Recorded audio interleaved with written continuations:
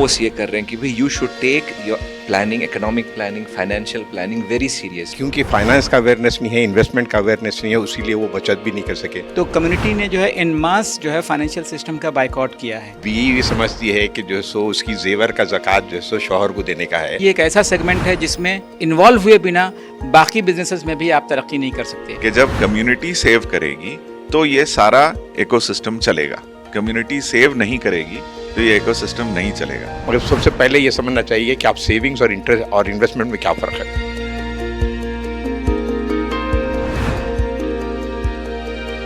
नाज़रीन आदाब, अस्सलाम वालेकुम।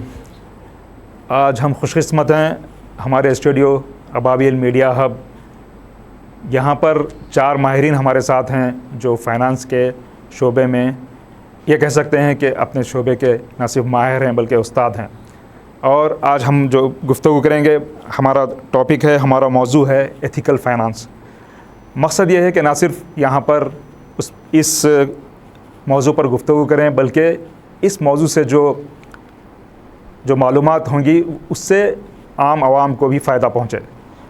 मैं तारुफ़ करवाना चाहूँगा हमारे मेहमानों का। मेरे राइट साइड हैं सबसे पहले मोहम्मद ज़की साहब, रीजनल हेड हैं सहूलत बैंक के। उसके बाद डॉक्टर शारिक निसार साहब, एमडी हैं शरिया कैप के। और उसके बाद डॉक्टर मोहम्मद इमाद साहब हैं, सीईओ सिटी इस्लामिक इन्वेस्टमेंट के। और हमारे अपने मोहम्मद शब्बीर साहब इन्वेस्टमेंट एडवाइज़र हैं। तो सबसे पहले मैं शब्बीर साहब आपसे पूछना चाहूँगा कि जो फाइनेंस का शोबा है, ख़ास तौर पर ये जो हमारी कम्युनिटी है, इसको लेके हमारी कम्युनिटी में हमारा जो तबक़ा है, ख़ास तौर पर अक़लियती तबक़ा जो आम आवाम जो कहते हैं, तो इसमें फ़ाइनेंस को लेकर ये जो मालिया का जो शोबा है उसको लेकर क्या मालूमात हैं, इस पर आप रोशनी डालिए। हमारी कम्युनिटी में मुस्लिम्स में ये है कि जो एक शुरू से एक माहौल बना हुआ है बच्चे होने के बचपन से, और ये कि फ़ाइनेंस का मतलब ये है कि जैसे इंटरेस्ट होता है, फाइनेंस और इंटरेस्ट को जो सो रिलेट करे हैं एक दूसरे के साथ मिला कर। और जब इंटरेस्ट की बात आती है तो समझते हैं कि ये जो हमारे लिए बेहतर नहीं है या जो सो ये हमारा हराम चीज़ है। तो इसी वजह से हमारे लोग फाइनेंस में नहीं आए हैं, पढ़े नहीं हैं और उसको टाबू समझें। तो वैसे आप देखें तो चार्टर्ड अकाउंट बहुत कम है, लेकिन अवेयरनेस नहीं है। ये क्योंकि फाइनेंस का अवेयरनेस नहीं है, इन्वेस्टमेंट का अवेयरनेस नहीं है, इसीलिए वो बचत भी नहीं कर सके और उसी की वजह से जैसे उन लोगों के फाइनेंशियल गोल्स की प्लानिंग भी नहीं कर सके, जो मैं समझता हूँ कि इसको बदलना चाहिए और बदल आ रहा है आजकल लोगों में अल्हम्दुलिल्लाह। तो इसका मतलब ये है कि हर इंसान पे एक ज़िम्मेदारी है कि आप अपने बीवी बच्चों के लिए कुछ सेविंग्स छोड़ जाएं ताकि वो आपकी ज़िंदगी के बाद किसी के सामने हाथ ना फैलाएं। तो ये दूसरा इम्पॉर्टेंट चीज़ है। तीसरी इम्पॉर्टेंट चीज़ ये है कि जब आपकी मौत हो जाती तो पहली चीज़ जो करना चाहिए ये है कि आपका जो भी क़र्ज़ है वो अदा होगा, उसके बाद फिर आपका जो बरियल का एक्सपेंसेस है वो अदा होगा, उसके बाद जो बचेगा वो वसीयत के लिहाज से तकसीम होगा। तो इसका मतलब ये भी है कि आप अननेसेसरी डेट में पड़ना, सूद में पैसा ले लेना, तो इंसान को ये सारी चीज़ें अपने जहन में रखना चाहिए। उसकी ज़िंदगी में भी, उसकी मौत में भी और मौत के बाद भी माशियत का बड़ा ही एक इम्पॉर्टेंट एस्पेक्ट है। और जो हमारे 5 पिलर्स है उसमें एक पिलर ज़कात का है, ठीक है, वो भी फिर माशियत से रिलेटेड है। तो ये सारी चीज़ें हमको ये बार बार हमको फोर्स ये कर रहे हैं कि भाई you should take your planning, economic planning, financial planning very seriously. आप कहाँ से पैसा कमा रहे हैं, कहाँ पे खर्च कर रहे हैं, जब आप इसको एक प्राइम इंपॉर्टेंस समझेंगे। और लास्ट चीज़ I will just try to mention, even जो शादी सबके लिए इम्पॉर्टेंट है, वो जब तक मुकम्मल नहीं हो सकती जब तक महर का अमाउंट एग्री ना हो। और महर का अमाउंट अगेन जो औरत है, she has the complete right to decide that amount, that is her security. तो अल्लाह ताला हर एस्पेक्ट में, इकोनॉमी हो, फाइनेंस हो, उसका एक इम्पॉर्टेंस रखा। तो ये आई थिंक एक हमारे बैकड्रॉप फिलॉसफी में क्लियर होना चाहिए। उसके बाद प्रैक्टिकली वी कैन कम कि सोसाइटी में हो रहा क्या, इसको एड्रेस करने के लिए। इमाद ने जो बात बताई बहुत अच्छी है। उसमें मैं सिर्फ इतना एक ऐड करना चाहता हूँ कि जब हिसाब किताब होगा तो सिर्फ मर्दाने से होगा या जनाने से भी होगा।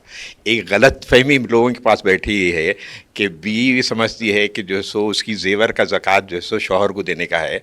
तो इसमें यहाँ पर क्लैरिफाई हमारे को करना बहुत ज़रूरी है कि उसका जवाब वो देंगे, वो मालिक है, वो मालकिन है, जो उनके पास आया उनका माल है और उनको उसमें से निकालना है। जिम्मेदारी मगर आपकी है, क्योंकि लेडीज़ की। जो फाइनेंशियल इम्पोर्टेंस है या फाइनेंस की जो अहमियत है इस्लाम में, اس کو لے کے لوگوں کو بہت زیادہ پہلے شبہ نہیں تھا. شبہ جو شروعات ہوتی ہے وہ ماڈرن فائنینشیل سسٹم جب ڈیولپ ہوتا ہے تو کمیونٹی کو یہ ایک سینس ہوتا ہے کہ یہ پورا سسٹم کا جو آرکیٹیکچر ہے وہ حرام پہ مبنی ہے. اس میں حرام میں ملوث ہم ہو جائیں گے تو ہماری دنیا میں بھی جو ہے وہ کمائی حرام کی رہے گی اور آخرت میں بھی ہم جواب دہ ہوں گے. تو کمیونٹی نے جو ہے ان ماس جو ہے فائنینشیل سسٹم کا بائیکاٹ کیا ہے, اور فائنینشیل سسٹم کے بائیکاٹ کرنے کی وجہ سے نہ تو وہ بینکنگ سسٹم میں آ پائے, نہ وہ کیپٹل مارکیٹ میں گئے, اور نہ ہی وہ انشورنس سیکٹر میں گئے.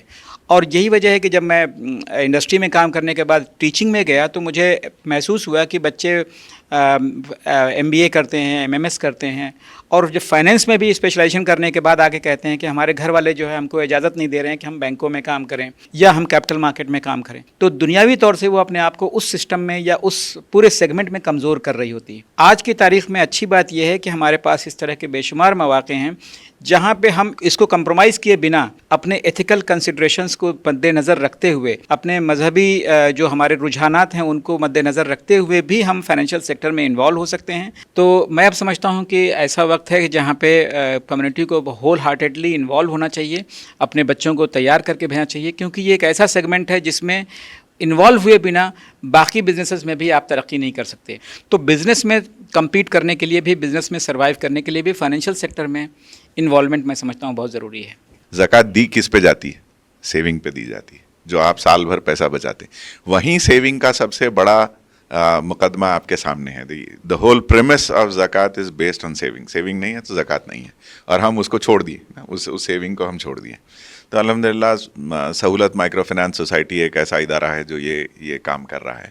اس کی گروتھ سیونگز کے اوپر ہی ہے, کمیونٹی نے جو پیسہ جمع کیا ہے, اور چونکہ ہم اس سیونگ کے اوپر کوئی انٹرسٹ نہیں دیتے ہیں اور ہماری کمیونٹی نہیں لیتی ہے, تو جو بوروور ہے, جو قرض لیتا ہے اس سوسائٹی سے یا اپنے فنانس لیتا ہے اپنے بزنس کو بڑھانے کے لیے, اس کو یہ سب سے سستا فنانس پڑتا ہے, کیونکہ ہمارا cost of acquisition of finance کہ جب کمیونٹی سیو کرے گی تو یہ سارا ایکو سسٹم چلے گا. کمیونٹی سیو نہیں کرے گی تو یہ ایکو سسٹم نہیں چلے گا. تو بینکنگ کے علاوہ اب بہت سارے چینلز ہو گئے ہیں, جیسے کوآپریٹو سوسائٹیز کے ذریعے ہوتے ہیں, جو بالکل بینک کی طرح ہے, پیسہ ڈالیے اور نکالیے, اور اسی سے سارا سسٹم چلتا ہے. دیکھیے کئی قسم کے لوگ ہوتے ہیں. ایک یہ ہوتے ہیں کہ 100 روپے کی آمدنی ہوئی یا جو بھی ہوئی تو وہ 120 کا خرچہ کرتے ہیں, تو اس کا مطلب ہے کہ 20 روپے کہاں سے آتے ہیں, قرضہ لیتے ہیں. دوسرا یہ ہے کہ جو سیونگز ہے, جہاں پر آتا پورا 100 آیا 100 خرچ کر دیا, تو ہمارے پاس بچتے ہی نہیں ہے پیسے. اکثر لوگ یہی بولتے ہیں کہ پیسے بچتے ہی نہیں ہمارے. تیسرا اور ایک یہ ہے کہ جو لوگ خرچہ کرتے ہیں اس کا تھوڑا بہت کچھ بچ جائے تو اس کو سیونگز کہتے ہیں.